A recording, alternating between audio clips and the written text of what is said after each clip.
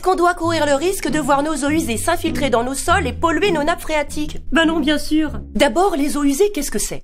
Eh bien, ce sont les eaux qu'on a utilisées pour la vaisselle, pour le lave-linge, pour les toilettes ou pour toute autre utilisation domestique. Alors, pour ces eaux usées, croyez-moi, tout ce dont la nature a besoin, c'est qu'elles soient stockées via un système parfaitement hermétique. Et pour ça, rien de mieux qu'une fosse en béton. Pourquoi? Premièrement, parce que le béton est étanche.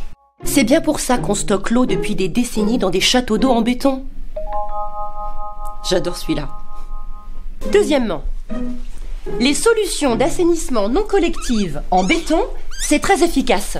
Parce que ces fosses toutes eaux assurent parfaitement la décantation des matières en suspension et leur liquéfaction. Une fonction indispensable pour préserver l'eau.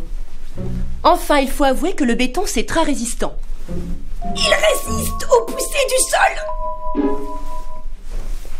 Comme aux charges verticales. On peut stationner sa voiture au-dessus d'une fosse sans craindre la moindre déformation ni détérioration.